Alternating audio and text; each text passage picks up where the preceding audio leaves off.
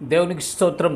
ప్రియమైన వారలారా, రక్షకుడును ప్రభు అయిన యేసుక్రీస్తు వారి నామంలో మీకు శుభములు వందనాలు తెలియజేస్తున్నాం. దేవుడు మిమ్మలను, మీ బిడ్డలను, మీ కుటుంబములను దీవించి ఆశీర్వదించునుగాక. ఆమేన్. God bless you. దేవునికి స్తోత్రం. హల్లెలూయా.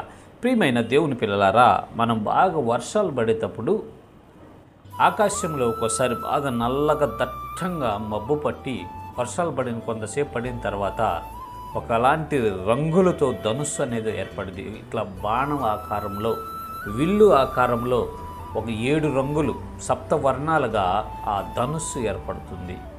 ఒక్కొక్క ప్రాంతంలో ఒక్కొక్క రకంగా దాని గురించి చెప్పుకుంటూ ఉంటారు. మన దేశంలో అయితే అది ఇంద్రధనుస్సు అంటూ ఉంటారు.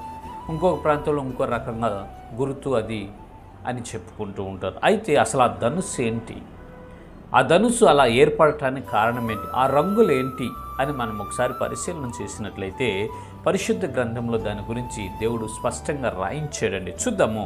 ఆదికాండము 9వ అధ్యాయము 13వ వచనము. మేఘములో నా ధనుస్సును ఉంచి తిని, అది నాకును భూమికిని మధ్య నిబంధనకు గురుతుగా ఉండును. దేవునికి స్తోత్రం. హల్లెలూయా. ఈ మాటలు నోవాహు గారితో చెప్తున్నాడు దేవుడు. దాదాపుగా క్రీస్తు పూర్వం 2700 నుంచి 3200 మధ్య కాలంలో ఈ భూగోళం అంతా జలముతో నింపబడి భూమితో మట్టితో కప్పివేయబడ్డది అంట పట్టణాలన్నీ. సింధు నాగరికత, హరప్పా నాగరికత, మెసపటోమియా నాగరికత, ఈజిప్ట్ నాగరికతలన్నీ మనం చరిత్రలో చదువుకుంటామండి. మన భారతదేశంలో కూడా ఆ వాయువ్య సరిహద్దులో పంజాబ్, గుజరాత్, ప్రస్తుత పాకిస్తాన్ ఆ ప్రాంతాల్లో త్రవ్వకాలు జరిపినప్పుడు ఆ త్రవ్వకాల్లో కొన్ని పట్టణాల్లో కనిపెట్టారు సైంటిస్టులు. హరప్పా, మొహంజోదారో అనే పట్టణాలు, అనేక ఊర్లు కూడా బయలుపడ్డాయి. కాలిబంకన్ అని రకరకాల ఊరి పేర్లు కూడా మనం చూడగలం. అక్కడ వారు వారినటువంటి పాత్రలు, వారు ఉపయోగించినటువంటి వస్తువులను కూడా వాళ్ళు వెలికి తీసి హిస్టారికల్గా మనకు ప్రూవ్ చేశారండి.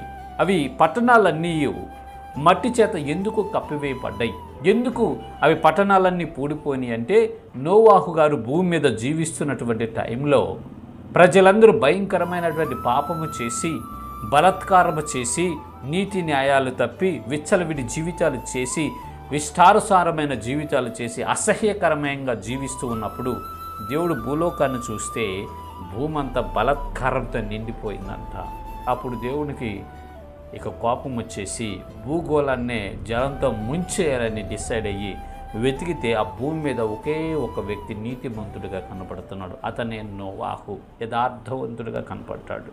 ఆ నోవాహుతో చెప్పాడు, నానా, నీ కొరకు, నీ ఇంటి వారి రక్షణ కొరకు ఒక వాడను చేసుకో, ఈ భూమిని డిస్ట్రాయ్ చేయబోతున్నాను, జలముతో నింపి వేయబోతున్నాను అన్నాడు. దేవుడు చెప్పినట్లుగానే నోవాహు గారు ఒక ఓడను తయారు చేసుకున్నాడు.